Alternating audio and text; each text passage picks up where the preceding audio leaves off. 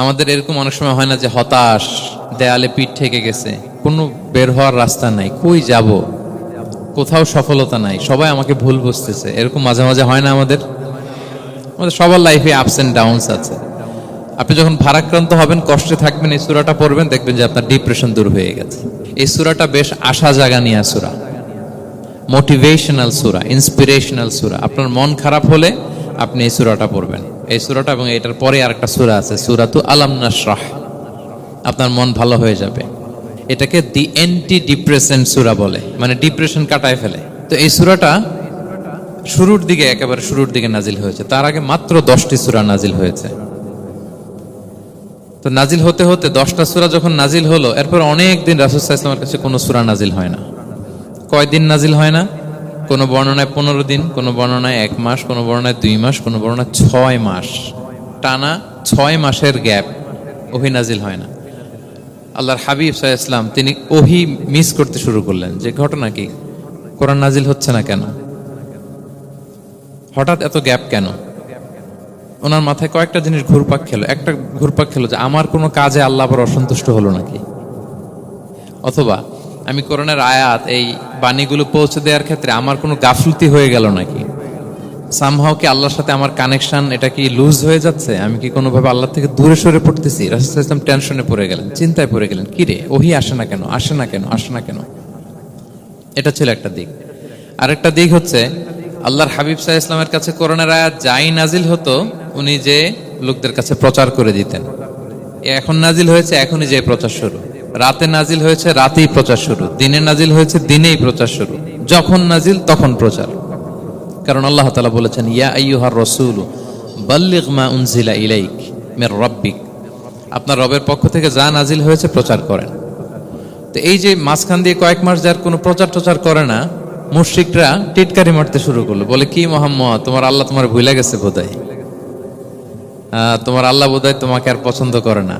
আগে তো প্রতিদিন কিছু না কিছু শোনাতা যে এইটা নাজিল হয়েছে, ওইটা আসছে, এই বিধান ওই বিধান, এখন তো কোনো খোঁজ খবর নাই। ঘটনা কি? আল্লাহর হাবিব সাল্লাল্লাহু আলাইহি ওয়াসাল্লামের চাচি উম্মে জামিল, আবুল হাবির স্ত্রী, সে আরো খারাপ কথা বললো। সে বলল, ইন্না শাইতানাকা কদ তারাকাক, তোমার কাছে যে একটা শয়তান আসতো, এখন বোধহয় আর আসে না মুহাম্মদ। নাউযুবিল্লাহি মিন যালিক। এটা দিয়ে জিবরিল আলাইহিস সালামকে বুঝিয়েছেন। জিবরিল এসে কি কি যেন বলে, কই এখন তো কিছু বলো না। তো রাসূল বলবে কি করে, কারণ তিনি তো মন গড়া কিছু বলতেন না। আল্লাহর হাবিব সাল্লাল্লাহু আলাইহি ওয়াসাল্লাম মনে যা ইচ্ছা হয়, মন গড়া কখনো কিছু বলেছেন? আওয়াজ করে বলেন, মন গড়া বলতেন তিনি? ওমা ইয়ান্তিকু আনিল হাওয়া ইন হুয়া ইল্লা ওয়াহয়ু ইউহা, আল্লাহর ওহী আসলে সেটা শোনাতেন। তো ওহীও আসে না, উনি শোনাতেও পারেন না। ওহীও নাই, উনি শোনাতেও পারেন না। এই যে একটা কষ্টকর মুহূর্ত রাসূল সাল্লাল্লাহু আলাইহি ওয়াসাল্লামের, কিরে মাসের পর মাস চলে গেল, ওহী আসতেছে না কেন, আমার কি কোনো ভুল হচ্ছে নাকি, আল্লাহকে আমাকে অপছন্দ করলেন? রাসূল সাল্লাল্লাহু আলাইহি ওয়াসাল্লাম যখন এরকম দুশ্চিন্তিত, পেরেশান, অ্যাংজাইটিতে পড়ে গেলেন, ভারাক্রান্ত, ঠিক তখন রাসূল সাল্লাল্লাহু আলাইহি ওয়াসাল্লামকে সান্ত্বনা দেওয়ার জন্য এই সূরাটা আল্লাহ নাজিল করেছেন। এটা কোরআনের 93 নম্বর সূরা। কত নাম্বার? এটা মাক্কি সূরা, আর নাজিলের ধারাবাহিকতা অনুযায়ী এটা 11তম সূরা। মানে এই সূরার আগে আরো 10টা সূরা নাজিল হয়েছিল, তার মানে মক্কার একেবারে শুরুর দিকে এই সূরাটা নাজিল হয়েছিল। আল্লাহ নাজিল করলেন, আউযু বিল্লাহি মিনাশ শাইতানির রাজিম, বিসমিল্লাহির রহমানির রহিম, ওয়াদ-দুহা ওয়াল লাইলি ইযা সাজা মা ওয়াদ্দাআকা রাব্বুকা ওয়া মা ক্বালা ওয়ালাল আখিরাতু খায়রুল লাকা মিনাল উলা ওয়ালা সাওফা ইউতিকা রাব্বুকা ফাতারদা। আল্লাহ তাআলা বললেন, ওয়াদ-দুহা, আলোর শপথ। আমি একবার সরল বঙ্গানুবাদ করি, তারপরে আমি তাফসিরে ঢুকছি। ওয়াদ-দুহা, আলোর শপথ। ওয়াল লাইলি ইযা সাজা, রাতের শপথ, যখন রাত নিঝুম নিস্তব্ধ হয়। মা ওয়াদ্দাআকা রাব্বুকা ওয়া মা ক্বালা, নবী হে, আপনার রব আপনার উপর অসন্তুষ্টও হয় নাই, আপনাকে ছেড়েও যায় নাই, আপনার রব আপনার সাথেই আছে। আলহামদুলিল্লাহ। ফিল করবেন যে আল্লাহ আমার সাথে আছে। সবসময় এটা ফিল করতে হবে যে আল্লাহ তাআলা আমার সাথে আছেন, তিনি আমাকে ভুলে যান নাই, ছেড়ে যান নাই। আরে তার রহমত ছাড়া তো একটা শ্বাস নেওয়া তো আমার সম্ভব না, ঠিক কিনা বলেন? আল্লাহর রহমত ছাড়া একটি সেকেন্ড এই পৃথিবীতে সার্ভাইভ করা কি আমাদের পক্ষে সম্ভব না। ওয়ালাল আখিরাতু খায়রুল লাকা মিনাল উলা, নবী হে, আপনার পরবর্তী সময় পূর্ববর্তী সময়ের চেয়ে অনেক ভালো হবে ইনশাআল্লাহ। মানে good days are coming in your life, ভালো সময় আসতেছে। ওয়ালা সাওফা ইউতিকা রাব্বুকা ফাতারদা, আর আপনার রব আপনাকে এত দিবেন আপনি খুশি হয়ে যাবেন। আপনার রব আপনাকে এত দিবেন আপনি নিয়ে কুলাতে পারবেন না। আলাম ইয়াজিদিকা ইয়াতীমান ফাআওয়া, নবী আপনি কি ইয়াতীম ছিলেন না? তিনি কি আপনাকে আশ্রয় দেননি? ওয়া ওয়াজাদাকা দাল্লান ফাহাদা, আপনি পথ খুঁজতেছিলেন, আল্লাহ আপনাকে পথ দেখিয়েছেন। ওয়া ওয়াজাদাকা আইলান ফাআগনা, আপনি নিঃস্ব রিক্ত হস্ত ছিলেন, আল্লাহ তাআলা আপনাকে ধনী বানিয়েছেন। ফাআম্মাল ইয়াতীমা ফালা তাখহার, খবরদার এতিমের সাথে কখনো কঠোর হবেন না। ওয়া আম্মাস সাইলা ফালা তানহার, ফরিয়াদি যে সওয়াল করে হাত পাতে তাকে ধমক দিয়ে তাড়িয়ে দিবেন না। ওয়া আম্মা বিনি'মাতি রাব্বিকা ফাহাদ্দিস, আর আপনার রবের যে নেয়ামত আপনার প্রতি এটার বর্ণনা করুন। সুবহানাল্লাহ। এই হচ্ছে সরল অনুবাদ সূরাতুদ দুহার। এবার আসুন আমরা এটার তাফসিরে ঢুকি। আল্লাহ তাআলা প্রথমে দুইটা শপথ করলেন, কসম করলেন, দুইটা ওথ। আমরা যদি সংক্ষেপে ভাগ করি তাহলে 11 আয়াত বিশিষ্ট এই সূরাতে প্রথম 2 আয়াতে দুইটা শপথ আছে, তারপরের 3টা আয়াতে রাসূল সাল্লাল্লাহু আলাইহি ওয়াসাল্লামকে 3টা কনফার্মেশন দেয়া হয়েছে, সুসংবাদ দেয়া হয়েছে। এরপরের 3টা আয়াতে আল্লাহর হাবিব সাল্লাল্লাহু আলাইহি ওয়াসাল্লামের অতীতে আল্লাহ কি নিয়ামত দিয়েছেন সেটার একটা রিমাইন্ডার দেয়া হয়েছে। আর সবশেষে 3টা ওয়ার্ক প্ল্যান দেয়া হয়েছে, কর্মসূচি, সেগমেন্ট। আপনি এক নজরে কোরআন এগুলো পাবেন, এরকম সেগমেন্ট আকারে আমরা ভাগ করেছি। আই রিপিট, আমি আবারও বলছি, সূরা দুহার 11 আয়াত বিশিষ্ট এই সূরার প্রথম 2 আয়াতে 2টি শপথ, তারপরের 3 আয়াতে 3টি সুসংবাদ, তারপরের 3 আয়াতে অতীতে যে রাসূলকে নেয়ামত দেয়া হয়েছিল সেটা স্মরণ করিয়ে দেওয়া, আর শেষ 3 আয়াতে 3টা ওয়ার্ক প্ল্যান, কর্মসূচি, রাসূল সাল্লাল্লাহু আলাইহি ওয়াসাল্লাম কি করবেন। ক্লিয়ার হয়ে গেছে না সূরাটা? আসুন এবার তাফসিরে ঢুকি। আল্লাহ তাআলা বললেন ওয়াদ-দুহা, নবী আলোর শপথ। আলো, দোহা মানে আলো। আমার সাথে আওয়াজ করে বলুন, দোহা মানে কি? আলো, সকালের আলো, প্রভাতের সূর্য কিরণ। দিনের প্রথম অংশে একটা সানশাইন থাকে না, খুব চমৎকার লাগে 9টা 10টার দিকে, হ্যাঁ, সানশাইন। এই সকালের সানশাইনটাকে আরবিতে বলে দোহা। এই জন্য এই সময় আল্লাহর হাবিব সাল্লাল্লাহু আলাইহি ওয়াসাল্লাম নামাজ পড়তেন, এটাকে বলে সলাতুদ দোহা, মানে দোহার নামাজ। এটাকে বলে সলাতুদ দোহা, দোহার নামাজ। তো দেখেন রাসূল সাল্লাল্লাহু আলাইহি ওয়াসাল্লামের মন ভালো করবার জন্য প্রথমে আল্লাহর ওয়ার্ডিংটা দেখেন, আল্লাহ তাআলা কেমন চমৎকার শব্দ চয়েস করেন। প্রথমে আল্লাহ বললেন আলো। আলো বললে তো মনটা ভালো হয়ে যায়, কি বলেন? এই আলো মানে আশার আলো, সম্ভাবনার আলো, প্রশান্তির আলো। ওয়াদ-দুহা, আলোর শপথ। মানে নবী আপনি হতাশ হবেন না, হাল ছাড়বেন না, ভরসা রাখুন। আপনি ঘর থেকে বের হন, দেখুন কি চমৎকার আলো। It's a beautiful day out there. জান, হোয়াট এ নাইস সানশাইন, কি চমৎকার উজ্জ্বল প্রভাতের সূর্য কিরণ। এত চমৎকার জলজলে সানশাইনিং এনভায়রনমেন্টে আপনার মন খারাপ হয় কি করে? ওয়াদ-দুহা, দোহার শপথ মানে প্রভাতের সূর্য কিরণের শপথ। আবার বললেন ওয়াল-লাইলি ইযা সাজা, রাতের শপথ, যখন সে রাত নিঝুম হয়, গভীর হয়, নিস্তব্ধ হয়। 2টা শপথ, আলোর শপথ আর রাতের অন্ধকারের শপথ। আলোর শপথ বলে বেসিকলি আল্লাহ তাআলা ওহীর আগমনকে বুঝিয়েছেন, আর রাতের শপথ বলে আল্লাহ তাআলা বেসিকলি ওহীর অনুপস্থিতিকে বুঝিয়েছেন। মানে রাত দিন দুইটাই যেমনি লাগে, আল্লাহ তাআলা বোঝাতে চাইলেন নবী আপনি টেনশন করবেন না, আমি উইথ ইউ, আমি আপনার সাথে আছি। ওহী আসা না আসা দুইটাই গুরুত্বপূর্ণ। রেগুলার যদি ওহী আসে এটা রিসিভ করতে আপনার কষ্ট হয়ে যাবে। আল্লাহর পক্ষ থেকে আসমানি কিতাবের যে ওহী, এটা সাধারণ কোনো কথা না। ইন্না সানুলকি আলাইকা কওলান সাকিলা, এটা খুব ভারী, হেভি ওয়েট। এটা পাহাড়ে নাজিল করলে, লাউ আনসালনা হাযাল কুরআনা আলা জাবাল লারাআইতাহু খাশিআম মুতাসাদ্দিআম মিন খাশিয়াতিল্লাহ, এটা মাউন্ট এভারেস্টের উপর নাজিল করলে পাহাড় ভেঙে খান খান হয়ে যেত। শীতের রাতে কোরআন নাজিল হলে রাসূল সাল্লাল্লাহু আলাইহি ওয়াসাল্লাম ঘেমে একাকার হয়ে যেতেন, কপাল বেয়ে টপ টপ করে ঘাম পড়তে ওহী রিসিভ করতে যায়। তিনি ওটের উপরে করে মরুভূমিতে চড়ছেন, ওহী নাজিল হলে ওটের বুক মাটিতে মিশে যেত। এক সাহাবার মাথায় পায়ের মধ্যে মাথা রেখে রাসূল সাল্লাল্লাহু আলাইহি ওয়াসাল্লাম শুয়েছিলেন, তখন ওহী নাজিল হলো। সাহাবা বলছেন ওহীর ভারে মনে হচ্ছে যে আমার পায়ের হাড্ডিটাই ফেটে যাবে। তার মানে এটা খুব ভারী বাণী, খুবই ভারী, এটা সাধারণ কোনো কালাম না।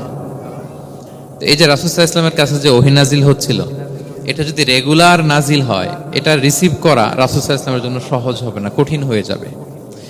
রেগুলার ওহী নাজিল হলে এটার যে পাওয়ার, প্রেসার, রাসূল সাল্লাল্লাহু আলাইহি ওয়াসাল্লামের স্নায়ু এটা বরদাস্ত করতে পারবে না। তো আল্লাহ বুঝাতে চাইলেন নবী আমি কাফিররা যে বলে আপনাকে আমি ভুলে গেছি, কখনো না, নেভার এভার। বরং আপনার যাতে একটু রেস্ট হয়, আরাম হয়, আপনাকে একটু কমফোর্ট দেওয়ার জন্য আমি সাময়িকভাবে ইচ্ছে করে ওহিটা বন্ধ রেখেছি। সুবহানাল্লাহ পড়বেন না? আপনার যাতে একটু কমফোর্ট হয়, আপনার যেন একটু আরাম হয়, ওহি রিসিভ করে করে যেন আপনি অভ্যস্ত হতে পারেন, এজন্য আমি ইচ্ছা করে আপনাকে একটু আরাম দেওয়ার জন্য ওহি বন্ধ রেখেছি। সারাদিন যদি মানে দিনের 24 ঘন্টায় যদি সূর্য থাকে, ভাল লাগবে? আচ্ছা বলেন, 6 মাস টানা সূর্য ভাল লাগবে আপনার? রোদের গরমে আমরা অস্থির হয়ে যাব। তো 12 ঘন্টা সূর্যের আলোর পরে যেমনি রাতের দরকার আছে, আল্লাহ বোঝাতে চাইলেন ওহি নাজিল হওয়ার পাশাপাশি মাঝে মাঝে ওহি ব্রেক দেওয়ার দরকার আছে, ওহি বন্ধ থাকার দরকার আছে।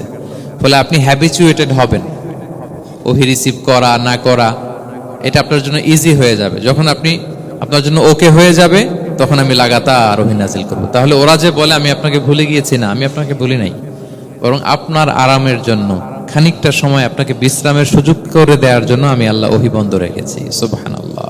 তার মানে আল্লাহ তাআলা নবীকে ভুলেন নাই বা নবী সাল্লাল্লাহু আলাইহি ওয়াসাল্লামের উপর অসন্তুষ্ট হন নাই, ইচ্ছে করে আল্লাহ তাআলা কিছুদিন ওহি বন্ধ রেখেছেন। প্রতিদিন সূর্য থাকলে যেমনি ভাল লাগে না, মানে 24 ঘন্টা, এজন্য 12 ঘন্টা সূর্য দিয়ে আল্লাহ 12 ঘন্টা রাত দিয়েছেন, আমাদের আরামের, বিশ্রামের, ঘুমের আয়োজন করেছেন। ঠিক তেমনি রেগুলার ওহি রিসিভ করলে রাসূল সাল্লাল্লাহু আলাইহি ওয়াসাল্লামের জন্য কষ্ট হয়ে যাবে, এজন্য ইচ্ছে করে আল্লাহ গ্যাপ দিয়েছেন। আল্লাহর হাবিব সাল্লাল্লাহু আলাইহি ওয়াসাল্লামের উপর আল্লাহ অসন্তুষ্ট হননি।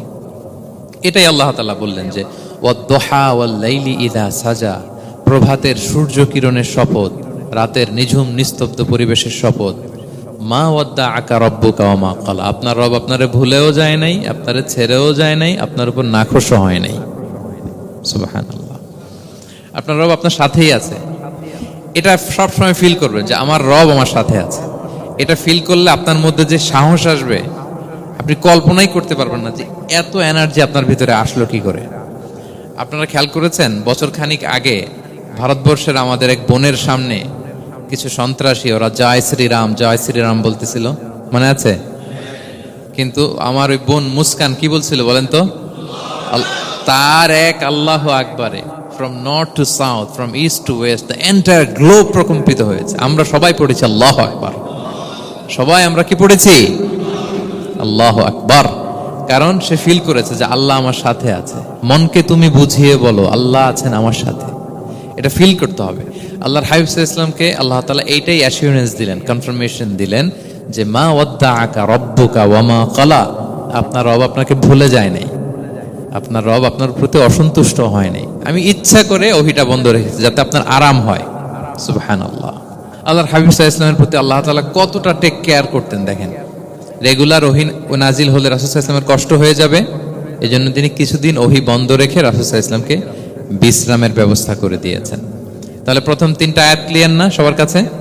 আচ্ছা, প্রথম 2টো আয়াতে 2টা শপথ গেল, এরপরে 3টা সুসংবাদ। সুসংবাদের প্রথমটা হলো আমি ভুলিও নাই ছাড়িও নাই, আপনার সাথে আছে। এরপর আল্লাহ বললেন ওয়ালাল আখিরাতু খায়রুল লাকা মিনাল উলা, নবী হে আপনার পরবর্তী সময় পূর্ববর্তী সময়ের চেয়ে ভালো হবে। নিশ্চয়ই আপনার পরবর্তী সময় পূর্ববর্তী সময়ের চেয়ে ভালো হবে। তার মানে গুড ডেইজ আর কামিং, ভালো সময় আপনার জীবনে আসছে, আপনি হতাশ হবেন না, নিরাশ হবেন না। এরপর আল্লাহ তাআলা বললেন ওয়ালা সাউফা ইউতিকা রাব্বুকা ফাতারদা, নবী হ্যাঁ আপনার রব আপনাকে এত দিবে আপনি খুশি হয়ে যাবেন, আপনার রব আপনাকে এত নেয়ামত দান করবে আপনি আপনার রবের প্রতি সন্তুষ্ট হয়ে যাবেন। সুবহানাল্লাহি বিহামদি। এবং তাই হয়েছে। যারা আপনারা সিরাত পড়েছেন, যারা আল্লাহর হাবিব সাল্লাল্লাহু আলাইহি ওয়াসাল্লামের জীবনী নিয়ে ধারণা রাখেন, তারা দেখবেন যে আল্লাহর রাসূল সাল্লাল্লাহু আলাইহি ওয়াসাল্লাম যেখানেই মনে কষ্ট পেয়েছেন, বিষণ্ণ, চিন্তিত, তখনই আল্লাহ তাআলা রাসূল সাল্লাল্লাহু আলাইহি ওয়াসাল্লামের চিন্তা দূর করে রাসূল সাল্লাল্লাহু আলাইহি ওয়াসাল্লামকে সন্তুষ্ট করেছেন। যখনই রাসূল সাল্লাল্লাহু আলাইহি ওয়াসাল্লামের মনে কষ্ট, তিনি চিন্তিত, তখনই আল্লাহ তাআলা ওনাকে হ্যাপি করেছেন। কাইন্ড অফ রাসূলকে হ্যাপি করাই আল্লাহর কাজ, আল্লাহর হাবিব সাল্লাল্লাহু আলাইহি ওয়াসাল্লামকে হ্যাপি করাই আল্লাহ তাআলার কাজ। দেখেন কিভাবে আল্লাহ তাআলা আল্লাহর হাবিব সাল্লাল্লাহু আলাইহি ওয়াসাল্লামকে হ্যাপি করেছেন, একটু খেয়াল করে দেখেন। মক্কাতে যখন খুব জটিল অবস্থা, দাওয়াতি কাজ চালিয়ে নেওয়াটা রাসূল সাল্লাল্লাহু আলাইহি ওয়াসাল্লামের জন্য কষ্ট হয়ে যাচ্ছে, নমুসলিম সাহাবাদের উপর অত্যাচার, তখন আল্লাহর হাবিব সাল্লাল্লাহু আলাইহি ওয়াসাল্লাম দেখলেন যে এই মক্কার 2 জনের একজনকে আমার চাই, তাদের একজন যদি ইসলামের ছায়াতলে আসে তাহলে ইসলামের পাল্লাটা ভারী হয়। কারা? একজন হচ্ছে ওমরে ফারুক আর একজন আবু জাহাল। দুজনের একজন তখন ইসলাম ধর্ম গ্রহণ করে নাই। তো রাসূল সাল্লাল্লাহু আলাইহি ওয়াসাল্লাম কেঁদে কেঁদে আল্লাহর কাছে ফরিয়াদ জানালেন, আল্লাহুম্মা আইজ্জাল ইসলামা বিআহাব্বি হাযাইন আর-রাজুলাইনি ইনদাক। আল্লাহ, আমি কাউকে স্পেসিফিক তোমার কাছে চাই না, শুধু এটাই বলি, দুইজন লোকের নাম বলবো, এই দুইজন লোকের মধ্যে থেকে যাকে তোমার পছন্দ হয় তাকে তুমি ইসলামের ছায়া তলে এনে ইসলামকে শক্তিশালী করো। এক হচ্ছে আবু জাহাল, আরেক হচ্ছে ওমর ফারুক। এই দোয়াটা তিনি করতে লাগলেন, আর খুব চিন্তিত, দুইজনের কেউই মুসলমান হয় না। একদিন হঠাৎ সাহাবারা বললেন, ইয়া রাসূলুল্লাহ, আল্লাহর হাবিব সাল্লাল্লাহু আলাইহি ওয়াসাল্লাম তখন দারুল আরকামের ভেতরে বসা। সাহাবারা বললেন, ইয়া রাসূলুল্লাহ, আপনি এখান থেকে সরে যান, কারণ ওমরে ফারুক নাঙ্গা তলোয়ার নিয়ে আসতেছে আপনাকে হত্যা করবার জন্য। আল্লাহ রাসূল সাল্লাল্লাহু আলাইহি ওয়াসাল্লাম বললেন যে তোমরা সরে যাও, আমার মনে হচ্ছে ওই যে চোখের পানি ছেড়ে আমি দোয়া করেছি, ওই দোয়া আজকে কবুল হতে শুরু করেছে, তোমরা সরো। ঠিকই ওমরে ফারুক রাদিয়াল্লাহু তাআলা আনহু আসলেন, এসে তিনি তলোয়ার রেখে দিয়ে বললেন, আশহাদু আল্লা ইলাহা ইল্লাল্লাহ ওয়া আশহাদু আন্না মুহাম্মাদান আবদুহু ওয়া রাসূলুহু। আমি সাক্ষ্য দিচ্ছি আল্লাহ ছাড়া কোনো ইলাহ নেই এবং আপনি আল্লাহর প্রেরিত বান্দা এবং রাসূল। এই দৃশ্য দেখে রাসূল সাল্লাল্লাহু আলাইহি ওয়াসাল্লাম খুশি হয়ে গেলেন। ওয়ালা সাউফা ইউতিকা রাব্বুকা ফাতারদা। আল্লাহ বলেছিলেন যে নবী হে, আপনাকে এত দিব, আপনার রব আপনাকে এত নেয়ামত দিবে, আপনি শুধু খুশি হবেন, সন্তুষ্ট হবেন আমার প্রতি। এদের রাসূল সাল্লাল্লাহু আলাইহি ওয়াসাল্লামের দোয়া কবুল করে আল্লাহ তাআলা ওমরে ফারুককে ইসলামের ছায়া তলে এনে ইসলামকে শক্তিশালী করলেন। ফাতারদা, রাসূল সাল্লাল্লাহু আলাইহি ওয়াসাল্লাম খুশি হয়ে গেলেন। এভাবে প্রতিটা ক্ষেত্রে, মক্কাতে যখন খুব কঠিন অবস্থা, রাসূল সাল্লাল্লাহু আলাইহি ওয়াসাল্লাম তায়েফে চলে গেলেন দাওয়াত দেওয়ার জন্য। নেইবারিং সিটি, আপনারা যে হজ উমরা করেছেন জানেন, মক্কার পাশের সিটি তায়েফ। দাওয়াত দিলেন, দাওয়াত প্রত্যাখ্যান করলো তারা। শুধু তাই না, ফিজিক্যালি হ্যারেস করা হলো আল্লাহর হাবিব সাল্লাল্লাহু আলাইহি সাল্লামকে। রাসূল সাল্লাল্লাহু আলাইহি ওয়াসাল্লামের জামা ধরে, গা ধরে টানা হেচড়া করা হলো, পাথর মারা হলো, তিনি রক্তাক্ত হলেন। হামালাতুল জিবাল, পাহাড় রক্ষী ফেরেশতারা বলল, ইয়া রাসূলুল্লাহ, আপনি যদি আদেশ দেন তায়েফের দুই দিকের পাহাড় দিয়ে এমন চাপা দিব, পুরো তায়েফের জনপদ একেবারে ভ্যানিশ হয়ে যাবে। আল্লাহর হাবিব সাল্লাল্লাহু আলাইহি ওয়াসাল্লাম বললেন, না, আমি আশা করি তাদের পরবর্তী নেক্সট জেনারেশনের কেউ না কেউ পড়বে লা ইলাহা ইল্লাল্লাহ মুহাম্মাদুর রাসূলুল্লাহ। তাই হয়েছে। এখন তায়েফে যান, শুধু মসজিদ আর মসজিদ, মসজিদ আর মসজিদ। কি চমৎকার পরিবেশ! তায়েফে গেলে মনেই হবে না আরব দেশ। বৃষ্টি হয় প্রতিদিন, অনেক চাষাবাদ হয়, চমৎকার এলাকা। রাসূল সাল্লাল্লাহু আলাইহি ওয়াসাল্লামের দোয়ার বরকত। তো তায়েফবাসী দাওয়াত প্রত্যাখ্যান করলো। রাসূল সাল্লাল্লাহু আলাইহি ওয়াসাল্লাম গায়ের রক্ত পরিষ্কার করে নাখলা নামক খেজুরের বাগানে যায়েদ রাদিয়াল্লাহু তাআলা আনহুকে ফজরের নামাজ পড়তেছিলেন। আল্লাহর হাবিব সাল্লাল্লাহু আলাইহি ওয়াসাল্লাম যখন ফজরের সালাতে তেলাওয়াত করতে লাগলেন, একদল জিন পাশ দিয়ে যাচ্ছিল। তারা তাদের এলাকায় যেয়ে বলল, ইন্না সামি'না কুরআনান আজাবা ইয়াহদি ইলা রুশদি ফাআমান্না বিহি। জিনেরা আগে আকাশের উপরে উঠে ফেরেশতারা কি বলে চুরি করে শুনে আসতো। হঠাৎ জিনেরা আর উপরে যেতে পারে না, উপরে যেতে চাইলেই ফাআতবাআহু শিহাবুন সাকিব, আগুনের পাথর মারা হয়। ঘটনা কি? সব জিনেরা বৈঠক বসালো। ঘটনা কি? আগে কত তথ্য আগে জেনে যেতাম, জেনে গণকদেরকে বলতাম, গণকরা আমাদেরকে ধন্যবাদ জানাইতো। তো এখন তো আসমানের সিকিউরিটি এত বেড়ে গেল কেন? কারণ কি? ওই যে শেষ নবী আসার কথা যে মনে হয় চলে আসছে, দেখো তো কোথায় আসছে উনি। খুঁজতে খুঁজতে খুঁজতে একদল ওই দিন ফজরের সময় আল্লাহর হাবিব সাল্লাল্লাহু আলাইহি ওয়াসাল্লাম রক্তাক্ত হয়ে ফজরের সালাত যখন পড়তেছেন, ওই কোরআন তেলাওয়াত শুনে তারা এলাকায় যেয়ে বলল যে ইন্না সামি'না কুরআনান আজাবা, এক আজীব কোরআন শুনে আসছি, ইয়াহদি ইলা রুশদি, এই কোরআন মানুষকে হেদায়েতের পথে নিয়ে যায়। ফাআমান্না বি, আমরা ঈমান এনে ফেললাম। সুবহানাল্লাহ পড়েন। তো রাসূল সাল্লাল্লাহু আলাইহি ওয়াসাল্লাম তো এটা জানেন না। আল্লাহ তাআলা জিবরাইল মারফত জানালেন যে, হে নবী, আপনি এসেছিলেন ম্যানকাইন্ডকে দাওয়াত দিতে। তায়েফের তারা দাওয়াত গ্রহণ করে নাই, ম্যানকাইন্ড রিজেক্ট করেছে। কিন্তু আরেকটা জাতি আছে যাদেরকে আপনি দেখেন না, তাদেরকে বলে জিন কাইন্ড, মানে জিন জাতি। পুরো জিন জাতি কালেমা পড়ে মুসলমান হয়ে গিয়েছে। নবী বলে, সাউফা ইউতিকা রাব্বুকা ফাতারদা, নবী, আপনার রব আপনাকে এত নেয়ামত দিবেন, আপনি খুশি হয়ে যাবেন। নবী সাল্লাল্লাহু আলাইহি ওয়াসাল্লাম ওইখানে আবার খুশি হয়ে গেলেন, রক্তাক্ত, ইনজুর্ড। যখন শুনলেন মানুষ জাতি তারা ঈমান আনে নাই, কিন্তু জিন জাতি তারা ঈমান এনেছে, আল্লাহর হাবিব সাল্লাল্লাহু আলাইহি ওয়াসাল্লাম আবার আনন্দিত হলেন।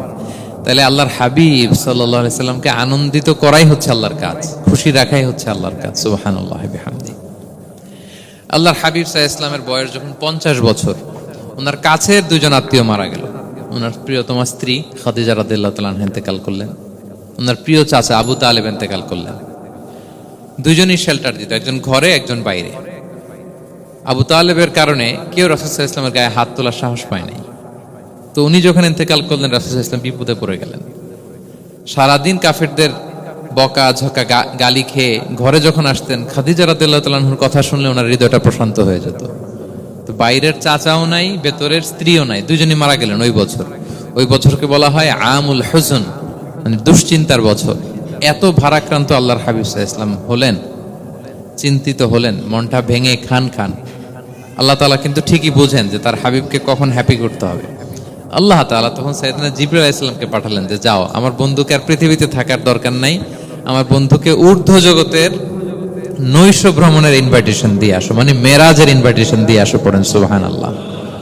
সুবহানাল্লাযী আসরা বিআবদিহি লাইলাম মিনাল মাসজিদিল হারামি ইলাল মাসজিদিল আকসা, মসজিদে হারাম থেকে মসজিদুল আকসা, তারপরে উপরে সুম্মা দানা ফাতাদাল্লা ফাকানা কাবা কাউসাইনি আও আদনা।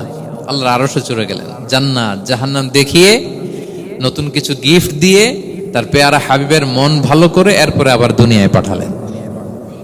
ওয়ালা সাউফা ইউতিকা রাব্বুকা ফাতারদা, নবী হে আপনাকে এত নেয়ামত দিব, আপনি শুধু খুশি হবেন আর সন্তুষ্ট হবেন। সুবহানাল্লাহ। এবার বুঝতে পারতেছেন কিভাবে আল্লাহর হাবিবকে আল্লাহ তাআলা খুশি করেছেন। মক্কায় আর থাকতে পারতেছেন না, এমন অবস্থা যে কোনো সময় আল্লাহর হাবিব সাল্লাল্লাহু আলাইহি ওয়াসাল্লামকে হত্যা করা হবে। আল্লাহ তাআলা আল্লাহর হাবিবের জন্য নতুন জায়গার ব্যবস্থা করে দিলেন, তওবা কিংবা তাইবা, যেটাকে আমরা মদিনা বলি। তিনি মদিনায় গেলেন, আবার রাসূল সাল্লাল্লাহু আলাইহি ওয়াসাল্লামের হৃদয় প্রশান্ত হলো। কিন্তু মদিনায় যে তিনি কাবাকে মিস করতে আরম্ভ করলেন। আল্লাহর হাবিব সাল্লাল্লাহু আলাইহি ওয়াসাল্লাম নবী হওয়ার পরে টানা 14 বছর কিবলা ছিল কিন্তু বাইতুল মাকদিস। কিন্তু মক্কায় যখন তিনি ইবাদত করতেন, তিনি বাইতুল মাকদিসের দিকেই হয়েই নামাজ পড়তেন, কিন্তু সামনে কাবাটারে রাখতেন। কথা বুঝতে পেরেছেন? মক্কায় যখন তিনি নামাজ পড়তেন 13 বছর, কিবলা যেহেতু বাইতুল মাকদিস, বাইতুল মাকদিসের দিকেই হয়ে নামাজ পড়তেন, কিন্তু মাঝখানে রাখতেন কোনটারে? কাবাকে। তাহলে কেমন যেন কাবাই তার সামনে। আচ্ছা, কিন্তু মদিনায় যখন গেলেন, এখন তো আর সুযোগ নাই, কাবা একদিকে, বাইতুল মাকদিস আরেক দিকে, এখন কাবাকে আর সামনে রাখা যাচ্ছে না। মিস করতে লাগলেন কাবাকে। আর প্রত্যেক নামাজের পরে আকাশের দিকে তাকায় থাকেন, ইস আল্লাহ যদি আয়াত নাজিল করে আমার জন্মস্থান যে মক্কা, আমার পূর্বপুরুষ ইব্রাহিম আলাইহিস সালামের যে ওই কাবার দিকে যদি কিবলাটা ঘুরাই দিত, কতই না ভালো হতো। আল্লাহ বলেন যে আপনি যে কদ নারা তাকাল্লুবা ওয়াজহিকা ফিস সামা, নবী আপনি যে আকাশের উপর চেহারা উঠিয়ে মনে মনে কি চান আমি তো বুঝি। আল্লাহর হাবিব সাল্লাল্লাহু আলাইহি ওয়াসাল্লামকে খুশি করার জন্য আল্লাহ আয়াত নাজিল করলেন, ফাওয়াল্লি ওয়াজহাকা শাতরাল মাসজিদিল হারাম। নবী হ্যাঁ, আপনাকে খুশি করার জন্য নতুন বিধান নাজিল করলাম। এখন থেকে, ফ্রম রাইট নাও, আপনি যখনই নামাজ পড়বেন এখন থেকে কাবামুখী হয়ে আপনি সালাত আদায় করবেন। তাহউইলুল কিবলা, কিবলা পরিবর্তন হয়ে গেল। সুবহানাল্লাহি ওয়া বিহামদি। আপনারা মসজিদে নববীর পাশে মদিনাতে একটা মসজিদ দেখবেন, এটাকে বলে মসজিদ যুল কিবলাতাইন। এমন মসজিদ যে মসজিদে এক নামাজে 2 কিবলা শেয়ার করা হয়েছিল। মানে এই আয়াত যখন নাজিল হলো, আল্লাহর হাবিব সাল্লাল্লাহু আলাইহি ওয়াসাল্লামের সাথে একজন নামাজ পড়ে যে ওই মসজিদে যে দেখে কিছু লোক নামাজ পড়তেছে ওই বাইতুল মাকদিসের দিকে হয়ে, কারণ তখন পর্যন্ত ওইটাই কিবলা। তিনি নামাজরত অবস্থায় এদেরকে বললেন যে তোমরা তো জানো না, এই মাত্র আয়াত নাজিল হয়েছে, কিবলা কিন্তু আর ওই দিক নাই, ডাইরেকশন চেঞ্জ, এদিকে হয়ে যাও। তো ইমাম সহ মুসল্লি সব ঘুরে নামাজের মধ্যে ওইদিকে হয়ে গেছে। তাহলে একই নামাজে 2টা কিবলা শেয়ার করা হয়েছে, ফলে তখন থেকে মসজিদের নাম হয়ে গেছে মসজিদ যুল কিবলাতাইন, 2 কিবলাওয়ালা মসজিদ। তাহলে দেখেন, আল্লাহর হাবিব সাল্লাল্লাহু আলাইহি ওয়াসাল্লামকে খুশি করার জন্য আল্লাহ তাআলা কিবলা চেঞ্জ করে দিয়েছে। সুবহানাল্লাহ বলতে পারলেন না? এভাবে যখনই আল্লাহর হাবিব সাল্লাল্লাহু আলাইহি ওয়াসাল্লাম বিষণ্ণ, চিন্তিত, মন খারাপ, ওনার মন ভালো করার দায়িত্ব নিয়েছে কে? জিবরাইল এসে শোনাতে লাগলো, আগের জামানায় কেউ 500 বছর 700 বছর হায়াত পেয়েছে। বনি ইসরাইলের অনেক মুজাহিদ 1000 বছর জেহাদ করেছে। কয় হাজার বছর জেহাদি করছে? 1000 বছর। আমরা হায়াত পাই কয় বছর? আমাদের হায়াত কয় বছর অন অ্যান এভারেজ? 60-70। আল্লাহর হাবিব সাল্লাল্লাহু আলাইহি ওয়াসাল্লাম এটাই বলেছেন যে আমার উম্মতি মা বাইনা 60 ইলা 70, আমাদের গড় আয়ু 60 থেকে 70। ওয়া আকাল্লুহুম মা ইয়াজুজু যালিক, সামান্য অল্প সংখ্যকই মানুষ এটাকে ক্রস করতে পারে। এই কথা শুনে যে আগের উম্মত 1000 বছর জেহাদ করছে, এটা শুনে রাসূল সাল্লাল্লাহু আলাইহি ওয়াসাল্লাম আবার কাঁদতে আরম্ভ করলেন, হায় রে আমার গুনাহগার উম্মতের কি হবে? আমার উম্মত তো 60-70-ই শেষ, আমার উম্মতের কি হবে? আবার চিন্তিত, আবার কান্নাকাটি। তখন আল্লাহ তাআলা নাজিল করলেন, ইন্না আনসালনাহু ফি লাইলাতিল কদর ওমা আদরাকা মা লাইলাতুল কদর লাইলাতুল কদরি খায়রুম মিন আলফি শাহর। নবী আপনি কাঁদবেন না, ওদেরকে হায়াত দিছি বেশি, কদর দেই নাই। আপনার উম্মতকে হায়াত কম দিছি, কিন্তু আপনার উম্মতের জন্য আমি লাইলাতুল কদর রেখে দিয়েছি। এক কদরের রাতে ইবাদত করলে খায়রুম মিন আলফি শাহর, 1000 মাস ইবাদত করলে যে পরিমাণ সওয়াব, অতটুকু না, খায়ের, এর চেয়ে বেশি সওয়াব আল্লাহ তাআলা আপনার উম্মতের আমলনামায় দিয়ে দিবেন। আবার আল্লাহর হাবিব সাল্লাল্লাহু আলাইহি ওয়াসাল্লাম মন ভালো হয়ে গেল। ওয়ালা সাউফা ইউতিকা রাব্বুকা, সবাই বলেন ওয়ালা সাউফা ইউতিকা রাব্বুকা ফাতারদা। নবী হে, এত দিব, আপনি শুধু হ্যাপি হবেন, হ্যাপি। এরপরে বদরের যুদ্ধে বিজয় দান করলেন, মক্কা বিজয় দান করলেন, তাবুক যুদ্ধে বিজয় দান করলেন। সব শেষে জান্নাতে ওনার জন্য স্পেশাল একটা জায়গা থাকবে, ওই জায়গায় কেউ বসতে পারবে না। জায়গাটার নাম মাকামে মাহমুদ। ওয়া মিনাল লাইলি ফাতাহাজ্জাদ বিহি নাফিলাতাল লাকা আসা আন ইয়াবআসাকা রাব্বুকা মাকামান মাহমুদা। এই মাকামে মাহমুদের সিংহাসনে আল্লাহর হাবিব সাল্লাল্লাহু আলাইহি ওয়াসাল্লাম বসবেন। ওনার জন্য স্পেশাল, খাস, কেউ এখানে বসতে পারবে না। তার মানে হ্যাপি শুধু দুনিয়াতেই করবে না আল্লাহ তাআলা, আল্লাহর হাবিবকে আখিরাতেও করবে। আল্লাহর হাবিব সাল্লাল্লাহু আলাইহি ওয়াসাল্লামকে কাউসার দেয়া হবে। ইন্না আতাইনা কাল কাউসার, হে নবী আপনাকে কাউসার দিয়েছি। এমন হাউজে কাউসার, যে হাউজে কাউসারের সামনে পান পেয়ালা, যেটা দিয়ে পানি নিয়ে আপনি উম্মতকে খাওয়াবেন, এটার সংখ্যা আকাশের তারা যত বেশি তার চেয়েও বেশি। হাউজে কাউসারের পানি, এটা দুধের চেয়েও সাদা, বরফের চেয়েও ঠান্ডা, মধুর চেয়েও মিষ্টি। এক ঢোক যে খাবে চিরকালের জন্য তার গলা থেকে তৃষ্ণা মিটে যাবে। He will never ever be thirsty again. একবার খাইছে তো শেষ। পেতে চান সেটা আল্লাহর হাবিবের কাছ থেকে? আমরা পেতে চাই কি চাই না বলেন? ইন্না আতাইনাকাল কাউসার, নবী আপনাকে আমি কাউসার দিয়েছি। সব শেষে আল্লাহর হাবিব সাল্লাল্লাহু আলাইহি ওয়াসাল্লাম সুপারিশ করার অনুমতি পাবেন, যেদিন কেউ সুপারিশ করতে পারবে না। সবাই বলবে নফসি নফসি নফসি নফসি, থার থার করে কাঁপবে এক একজন নবী। ইব্রাহিম আলাইহিস সালাম, ঈসা আলাইহিস সালাম, মূসা আলাইহিস সালাম থার থার করে কাঁপবে। আর আল্লাহর হাবিব সাল্লাল্লাহু আলাইহি ওয়াসাল্লাম ওই মাকামে মাহমুদে সিংহাসন ফেলে দিয়ে সেজদায় শুধু কাঁদতে থাকবে, আর সেজদার মধ্যে বলবে উম্মতি উম্মতি উম্মতি উম্মতি। হে আল্লাহ, আপনি আমার গুনাহগার উম্মতকে বাঁচান। আল্লাহ, আপনি আমার গুনাহগার উম্মতকে বাঁচান। আল্লাহ, আপনি আমার গুনাহগার উম্মতকে বাঁচান। আল্লাহ তাআলা এটা সহ্য করতে না পেরে জিবরাইল আলাইহিস সালামকে বলবেন যে ওয়াসআলহু মা ইউবকিক, জিবরাইল যাও জিজ্ঞেস করো তো আমার বন্ধু এত কাঁদে কেন, কি চায় জিজ্ঞেস করো। তো আল্লাহর হাবিব সাল্লাল্লাহু আলাইহি ওয়াসাল্লাম বলবেন আল্লাহুম্মা উম্মতি উম্মতি, আল্লাহ আমার উম্মতকে বাঁচান, আমার গুনাহগার উম্মতকে বাঁচান। আল্লাহ তাআলা এবার জিবরাইল মারফত বলবেন যে ইযহাব ইলা মুহাম্মদ সাল্লাল্লাহু আলাইহি ওয়াসাল্লাম, যাও মুহাম্মদের কাছে যাও, ওয়াকুল লাহু, তাকে বলো দুনিয়াতে যেমনি কখনো কষ্ট পেতে দেই নাই, বারবার তাকে হ্যাপি করেছি, খুশি করেছি। ওয়া ইন্না সানুরদিকা ফি উম্মাতিকা ওয়ালা নাসুউক, আজকের এই কঠিন দিনেও আমার হাবিবকে আমি কষ্ট দিব না, তার উম্মতের ব্যাপারেও তাকে আমি খুশি করে দেব। তার গুনাহগার উম্মতের ব্যাপারেও আজকে মুহাম্মদ সাল্লাল্লাহু আলাইহি ওয়াসাল্লামকে আমি খুশি করে দেব। আল্লাহর হাবিব সাল্লাল্লাহু আলাইহি ওয়াসাল্লাম তখন সুপারিশ শুরু করবেন। আল্লাহু আকবার, আল্লাহু আকবার। ওয়ালা সাউফা ইউতিকা রাব্বুকা ফাতারদা, নবী হে আপনাকে এত নেয়ামত দিব আপনি নিয়ে কুলাতে পারবেন না। সব শেষে এই গুনাহগার উম্মতকে সুপারিশ করে জাহান্নাম থেকে নাম কাটিয়ে সবাইকে নিয়ে তিনি একটা ফ্ল্যাগ হাতে নিয়ে তিনি জান্নাতের দিকে ছুটবেন। ওই ফ্ল্যাগের মধ্যে লেখা থাকবে আলহামদু। কি লেখা থাকবে? মানে প্রশংসা, প্রশংসার পতাকা। নিজেও তো প্রশংসিত। মুহাম্মদ মানে কি জানেন? মুহাম্মদ মানে কি? প্রশংসিত। এই কারণে মুহাম্মদ সাল্লাল্লাহু আলাইহি ওয়াসাল্লামকে মক্কার লোকেরা গালি দিয়েও শান্তি পেত না। মানে যদি বলি এই প্রশংসিত লোকটা খারাপ, কথাটা হইল? প্রথমে আগে বলা লাগে কি? প্রশংসিত। মুহাম্মদ মানে কি? তো এই জন্য মক্কার লোকেরা রাসূল সাল্লাল্লাহু আলাইহি ওয়াসাল্লামকে মুহাম্মদ না বলে ডাকতো মুযাম্মাম, মানে নিন্দিত। তো মুযাম্মাম তো রাসূলের নাম না, রাসূল সাল্লাল্লাহু আলাইহি ওয়াসাল্লামের নাম কি? মুহাম্মদ, প্রশংসিত। এজন্য গালি দিয়েও তারা মজা করতে পারতো না, সুবিধা করতে পারতো না। গালি দিলেও আগে প্রশংসা করে নেওয়া লাগতো। প্রথমে বলতো মুহাম্মদ পাগল, এরকম বলতো নাউযুবিল্লাহ। তার মানে প্রশংসিত লোকটা পাগল হইলো, এটা গালি হয়েছে? ঘুরে ফিরে তো প্রশংসাই হয়ে গেল। আল্লাহর হাবিব সাল্লাল্লাহু আলাইহি ওয়াসাল্লাম লিওয়াউল হামদ, প্রশংসার ফ্ল্যাগ নিয়ে বিশাল উম্মতকে নিয়ে জান্নাতে অভিমুখে যাবেন এবং জান্নাতের দরজায় হি উইল বি দা প্রথম নক করবেন উনি। তখন জান্নাতের রক্ষী ফেরেশতা বলবে মান আনতা, কে? আল্লাহর হাবিব সাল্লাল্লাহু আলাইহি ওয়াসাল্লাম বলবেন আনা মুহাম্মদ, আমি মুহাম্মদ। তো ফেরেশতা বলবে আমরা দাঁড়ায় আছি এজন্য আল্লাহ বলে দিয়েছেন মুহাম্মাদের আগে কাউকে যেন এন্ট্রি দেয়া না হয়।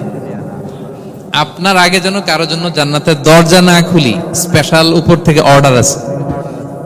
আপনি যেহেতু নক করেছেন, ওয়েলকাম, আসেন। পুরো উম্মাহ নিয়ে আল্লাহর হাবিব সাল্লাল্লাহু আলাইহি ওয়াসাল্লাম জান্নাতে ঢুকবেন।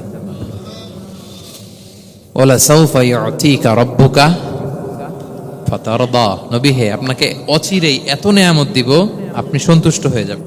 প্রথম দুইটা শপথ গেল, এরপর তিনটা সুসংবাদ গেল।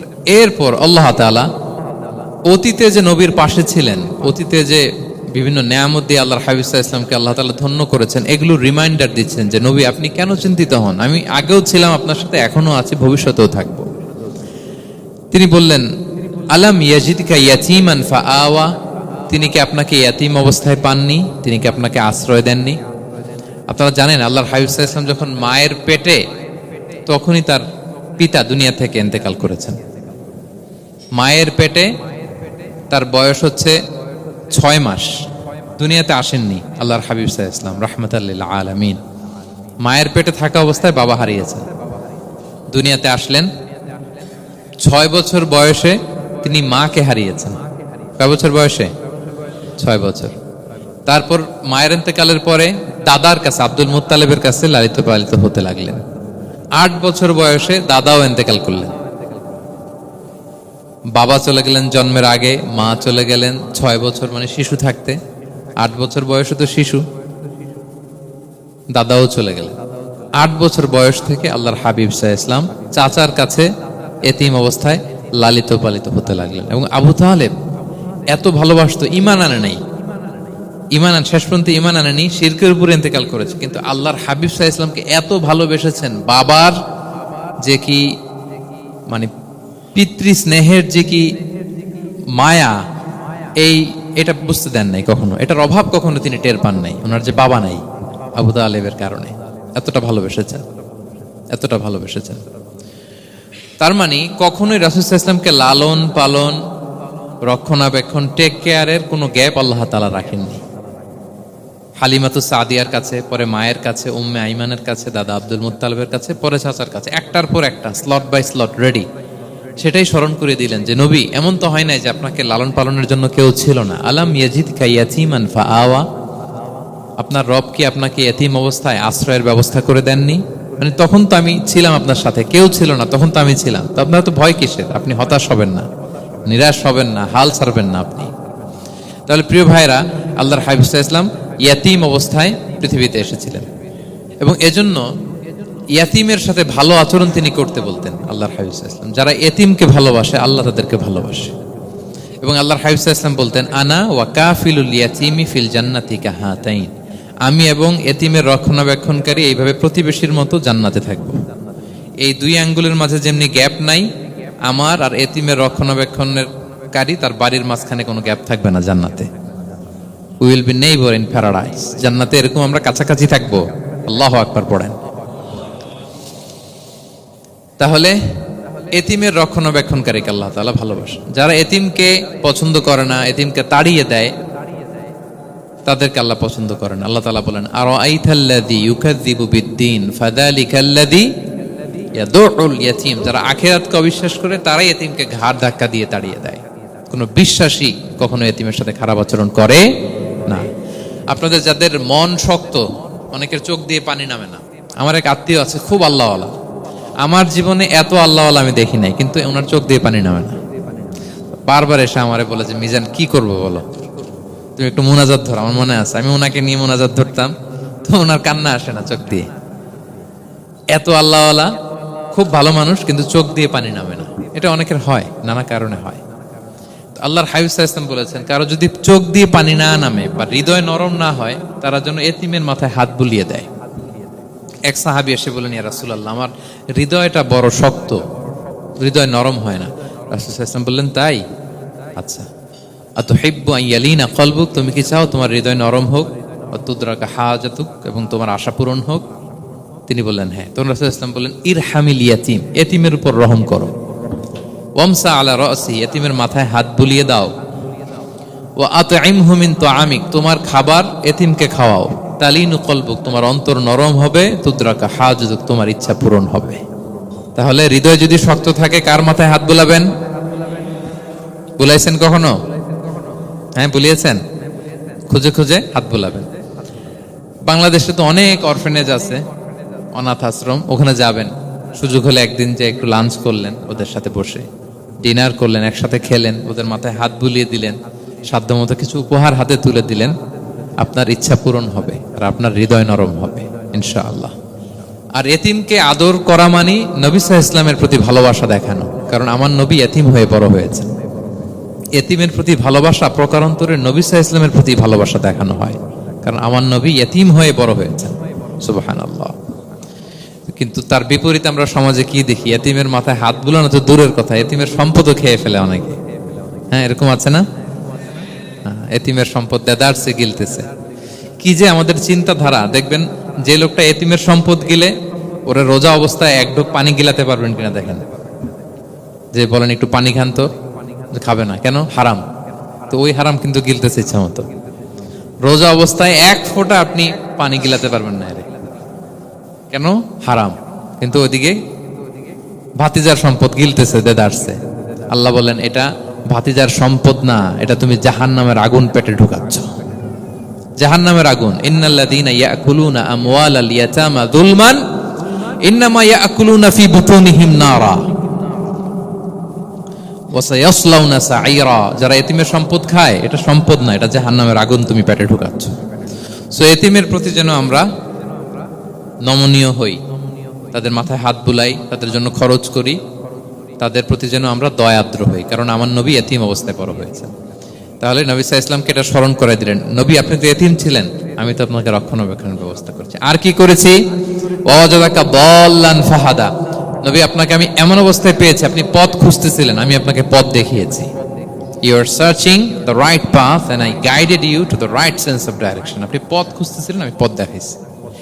এখানে দল্লানের অর্থ পথভ্রষ্ট করা যাবে না। ওয়াজাদাকা দাল্লান, হে নবী আপনাকে আমি পথভ্রষ্ট পেয়েছি, পরে পথ দেখাইছি, এরকম বলা যাবে না। এটা আল্লাহর হাবিব সাল্লাল্লাহু আলাইহি ওয়াসাল্লামের ক্ষেত্রে প্রযোজ্য নয়। অনেক বাংলা তাফসীর অর্থে আমি দেখেছি পথ হারা। নবী আপনাকে আমি পথ হারা পেয়েছি, পথ দেখেছি, এটাও খুব একটা সুন্দর না। সবচেয়ে সুন্দর হচ্ছে নবী আপনি পথ খুঁজতেছিলেন, সত্যের অনুসন্ধানী ছিলেন।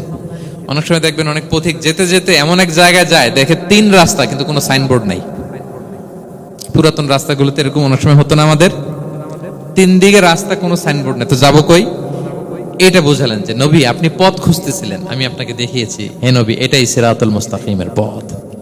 ওয়াজাদাকা দাল্লান ফাহাদা, আপনি পথ খুঁজতেছিলেন, আমি আপনাকে পথ দেখিয়েছি। তো ছোটবেলায় সাথে ছিলাম, পথ খুঁজতেছিলেন, পথ দেখালাম, আমি আপনার ভুললাম কোথায়? কাফিরদের কথায় মন খারাপ করেন কেন যে তারা বলে আমি আপনাকে ভুলেছি, ছেড়েছি? নো, নেভার এভার, আমি আপনার সাথেই আছি। তারপর আল্লাহ তাআলা বললেন ওয়াজাদাকা আইলান ফাআগনা, তিনি আপনাকে রিক্ত হস্ত, নিঃস্ব পেয়েছেন, সম্পদহীন অবস্থায় পেয়েছেন, পরে সম্পদশালী করেছেন। সুবহানাল্লাহ। আল্লাহর হাবিব সাল্লাল্লাহু আলাইহি ওয়াসাল্লাম শুরুতে সম্পদের অত যোগান ছিল না, পরে খাদিজা রাদিয়াল্লাহু তাআলা আনহার সাথে যখন বিয়ে হলো, আল্লাহ তাআলা সম্পদের কষ্ট দূর করলেন, কারণ খাদিজা রাদিয়াল্লাহু তাআলা আনহা অনেক বড় ব্যবসায়ী ছিলেন। বিয়ের আগে পার্টনারশিপে বিজনেস ছিল রাসূল সাল্লাল্লাহু আলাইহি ওয়াসাল্লামের সাথে। আল্লাহর হাবিব সাল্লাল্লাহু আলাইহি ওয়াসাল্লাম শ্রম দিয়েছেন, খাদিজা রাদিয়াল্লাহু তাআলা আনহার ইনভেস্টমেন্ট ছিল। তো ওই শ্রমে খাদিজা রাদিয়াল্লাহু তাআলা আনহার এক বান্ধবী, তিনি এমন প্রশংসা করলেন এসে আল্লাহর হাবিব সাল্লাল্লাহু আলাইহি ওয়াসাল্লামের ব্যাপারে যে এমন লোক আমি দেখি নাই, ওনার কথা বার্তা, চলন, কথন, ডিলিং সব আলাদা। পুরো কাফেলার মধ্যে উনি একরকম, পুরো কাফেলা আরেক রকম। এই কথা শুনে তো খাদিজা রাদিয়াল্লাহু তাআলা আনহা আকৃষ্ট হলেন যে এরকম একজন সৎ লোকই তো আমার চাই। প্রস্তাব দেয়া হলো, চাচাদের কাছে বিয়ে হয়ে গেল। এবং বিয়ের পরে খাদিজা রাদিয়াল্লাহু তাআলা আনহা নারীদের মধ্যে সর্বপ্রথম শাহাদা বাক্য পড়ে মুসলমান হয়েছিলেন। নিজের সব সম্পদ আল্লাহর হাবিব সাল্লাল্লাহু আলাইহি ওয়াসাল্লামের পায়ের সামনে এনে দিয়ে দিলেন, ইয়া রাসূলুল্লাহ আমার সম্পদ মানে আপনার সম্পদ, ইসলামের জন্য যত মনে চায় আপনি খরচ করেন। ওয়াজাদাকা আইলান ফাআগনা, আপনাকে আল্লাহ নিঃস্ব পেয়েছেন, সম্পদের ব্যবস্থা করে দিলেন। পরবর্তীতে মদিনায় যে খায়বার যুদ্ধের পরে অনেক সম্পদের ব্যবস্থা আল্লাহ তাআলা করে দিয়েছিলেন। তাহলে ছোটবেলায় ইয়াতিম ছিলেন, আল্লাহ টেক কেয়ার করলেন। পথ খুঁজতেছিলেন, আল্লাহ পথ দেখায় দিলেন। আর্থিক সমস্যা ছিল, এটাও আল্লাহ দূর করে দিলেন। এবার আল্লাহ তাআলা বিষ্ণু ঈসা ইসলামকে 3টা ওয়ার্ক প্ল্যান দিবেন, কর্মসূচি। 1 নম্বর কর্মসূচি হচ্ছে ফাআম্মাল ইয়াতীমা ফালা তাকহার, নবী খবরদার এতিমের সাথে কখনো কঠোর আচরণ করবেন না। 1 নম্বর কর্মসূচি, কারণ আপনি তো এতিম ছিলেন, এতিমের দুঃখ আপনি না বুঝলে বুঝবে কে? এতিমের সাথে কখনো কঠোর হবেন না। আল্লাহর হাবিব সাল্লাল্লাহু আলাইহি ওয়াসাল্লাম কখনো এতিমের সাথে কঠোর হন না। এতিম তো দূর কি বাত, কারোর সাথে তিনি কঠোর হন না। ওনার কাছে চাইলে উনি না বলতে পারতেন না, নো নাই দিব না এটা বলতে জানতেন না। নো ওনার ডিকশনারিতে ছিল না, চাইলেই দিতেন। একবার আল্লাহর হাবিব সাল্লাল্লাহু আলাইহি ওয়াসাল্লামের কাছে একটা জামা, কয়টা? আপনার জামা কয়টা? আমার জামা কয়টা? জুব্বা তখন কয়টা ছিল? মাত্র একটা। এক ফরিয়াদি এসে বলে, ইয়া রাসূলুল্লাহ আতিনি কামিসান, আমার একটা জামা দেন, আমার জামা নাই। নবী সাল্লাল্লাহু আলাইহি ওয়াসাল্লামের জামা কয়টা তখন? ওনার কাছে চাইলে উনি না বলতে পারতেন, খুলে দিয়ে দিচ্ছেন, নাও। এখন ওনার জামা আছে কয়টা? তো জামাও নাই, বেরও হতে পারে না। কি এক মুসিবত! আল্লাহ তাআলা আয়াত নাজিল করলেন, ওয়াল্লাযীনা ইযা আনফাকু লাম ইউসরিফু ওয়া লাম ইয়াকতুরু ওয়া কানা বাইনা যালিকা কাওয়ামা। নবী হে, যারা বিশ্বাসী তারা দানের সময় ভারসাম্য করবে। মানে অনেকগুলো থাকলে আপনার একটা দিতেন, ছিলই যখন একটা, ওইটার হকদার তো ফরিয়াদির চেয়ে আপনি বেশি। এখন যে দিয়ে দিলেন, আপনি ভরবেন কি? অনেকগুলো থাকলে না হয় আপনি দিতেন, ছিলই একটা, এটার সবচেয়ে যোগ্য, অধিকতম যোগ্য এবং হকদার তো আপনি। সুবহানাল্লাহ, সুবহান। কি নবী ছিল, কি নবী ছিল! না বলতে পারতেন না, মানুষকে ফিরিয়ে দিতে জানতেন না। আল্লাহ বললেন, নবী হে, আপনার প্রথম কর্মসূচি ফাআম্মাল ইয়াতীমা ফালা তাকহার, খবরদার এতিমকে কখনো, এতিমের প্রতি কঠোর হবেন না। এক নম্বর কর্মসূচি। এটা শুধু নবীর জন্য কর্মসূচি নাকি আমাদের জন্য না? হ্যাঁ, সবার জন্য। এতিমদের সাথে যেন আমরা রূঢ় ভাষী না হই, তাদের সাথে যেন রূঢ় আচরণ না করি। দুই নাম্বার, ও আম্মা সাইলা ফালা তানহার, ফরিয়াদিকে ধমক দিবেন না, হাত পাতলে ধমক দিবেন না। আমরা অনেক সময় ধমক দেই, আপনারা দেন কখনো? না, আমরা দিতে পারবো না, ধমক দিতে নিষেধ করেছেন আল্লাহ তাআলা। আম্মা সাইলা ফালা তানহার, যদি না থাকে বুঝিয়ে বলেন যে এখন পারতেছি না, কিন্তু ধমক দিবেন না কখনো। কারণ আপনি এখন বড় সাহেব হয়ে গেছেন, প্রাইভেট কারের পাশ থেকে দেখবেন যে স্যার 2টা টাকা দেন, কিছু খাই নাই, হায়রে ছিঁড়া কাপড়, মলিন চেহারা, ভাঙ্গা একটা থালা হাতে নিয়ে, স্যার 5টা টাকা দেন। আল্লাহ আপনারে স্যার বানাইছে আর ওরে বানাইছে ভিখারি। আচ্ছা বলেন তো, জায়গাটা চেঞ্জ করতে আল্লাহর কত সময় লাগে? ওরে ভিতরে বসায় স্যার বানাবে আর আপনারে ভাঙ্গা একটা থালা দিয়ে এরকম ওই যে টোল টোল যেখানে নেয় ওখানে দাঁড় করাবে। বলেন আল্লাহর কয় সেকেন্ড লাগবে? লাগবে? লাগবে? 1 সেকেন্ডও লাগে না। সো ও আম্মা সাইলা ফালা তানহার, ফরিয়াদিকে ধমক দিয়ে তাড়িয়ে দিও না, খবরদার। ওকে আল্লাহ ফরিয়াদি বানিয়ে পরীক্ষা করছে, আর তোমাকে আল্লাহ সম্পদশালী বানিয়ে পরীক্ষা করছে। তাহলে 1 নম্বর কর্মসূচি ছিল এতিমের সাথে রূঢ়ভাষী হবেন না। 2 নম্বর হচ্ছে ফরিয়াদিকে ধমক দিবেন না। 3 নম্বর, ওয়া আম্মা বিনি'মাতি রাব্বিকা ফাহাদ্দিস, আল্লাহ তাআলা আপনাকে যে নেয়ামত দিয়েছে এই নেয়ামতের আপনি কি করেন? বর্ণনা করেন। ওয়া আম্মা বিনি'মাতি রাব্বিকা ফাহাদ্দিস, আল্লাহ নেয়ামতের বর্ণনা করেন, শুকরিয়া করেন। কারণ আল্লাহ তাআলা আমাদের অনেককে ইতিম বানায় নাই, আমাদেরকে ফরিয়াদি বানায় নাই। আমরা অনেকেই আছি, আমরা এখনো ইতিম না, আমার আব্বা আম্মা এখনো বেঁচে আছে, আমাদের অনেকের আব্বা আম্মা বেঁচে আছে। ইতিম মূলত ছোট অবস্থায় যদি বাবা মারা যায় তাকে আরবিতে ইতিম বলে। মান মাতা আবুহু ওয়া হুয়া সগীর, কেউ ছোট, তার বাবা মারা গেছে, তাকে শরীয়তের পরিভাষায় কি বলে? ইতিম।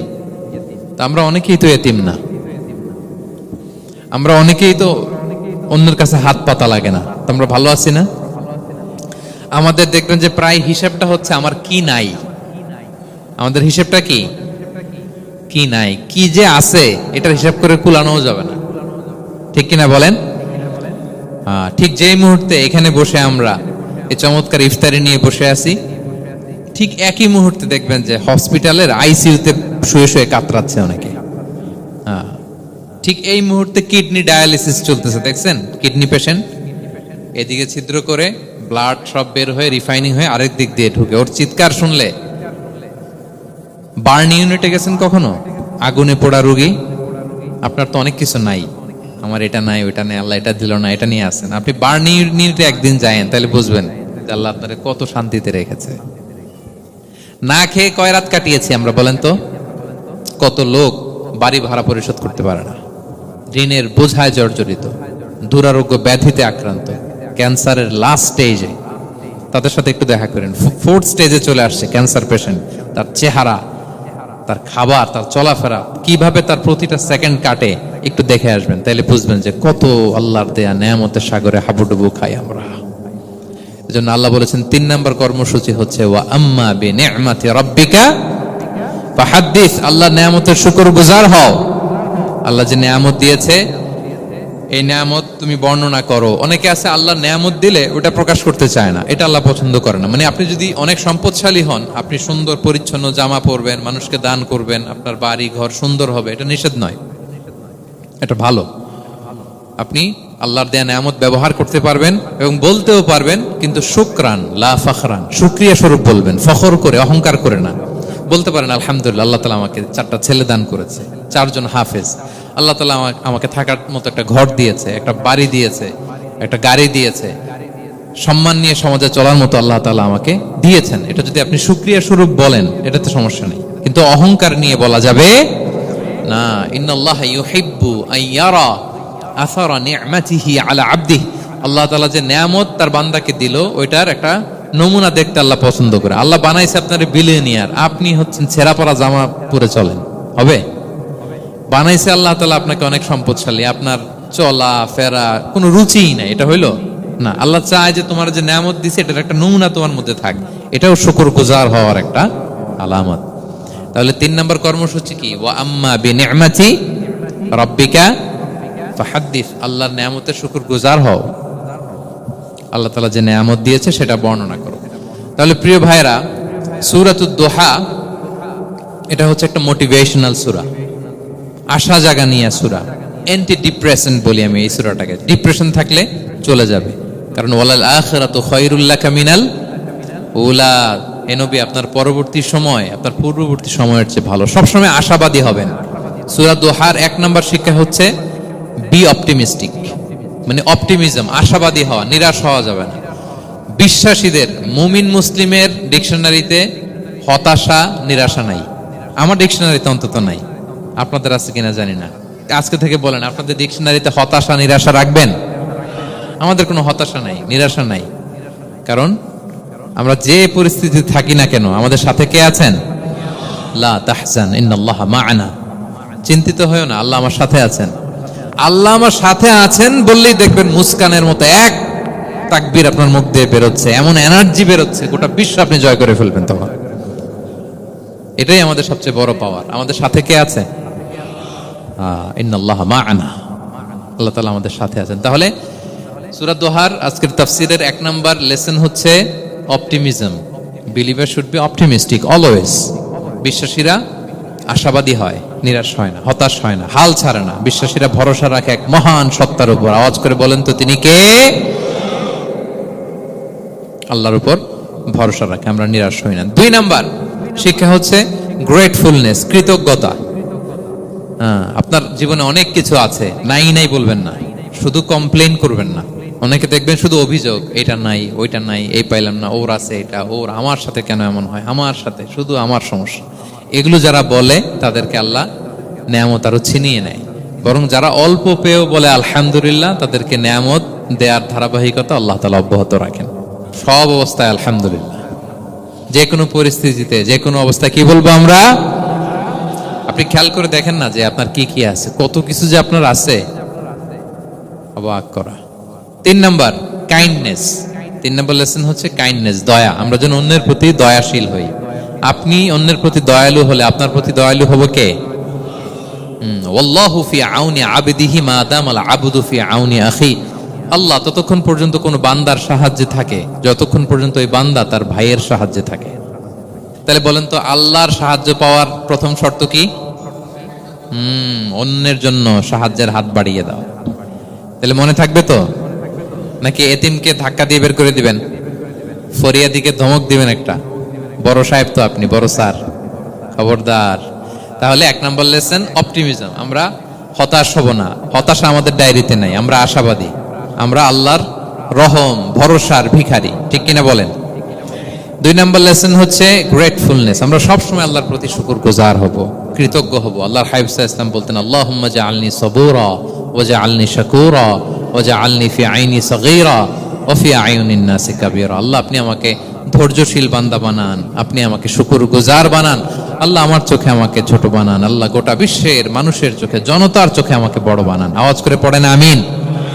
এই দোয়াটা বেশি বেশি পড়বেন। আর সব শেষে আমরা যেন কাইন্ড হতে পারি, অন্যের প্রতি দয়ালু হতে পারি। যে রহম করে সে রহম প্রাপ্ত হয়, যে অন্যকে দয়া দেখায় সে আল্লাহর পক্ষ থেকে দয়া পায়। আল্লাহ তাআলা আমাদের সবাইকে কথাগুলো বোঝার ও আমল করার তৌফিক দান করুক। হাযা মা ইনদি ওয়াল ইলমু ইনদাল্লাহি আলাইহি তাওয়াক্কালতু ওয়া ইলাইহি উনীব। আসসালামু আলাইকুম ওয়া রাহমাতুল্লাহি ওয়া বারাকাতুহু।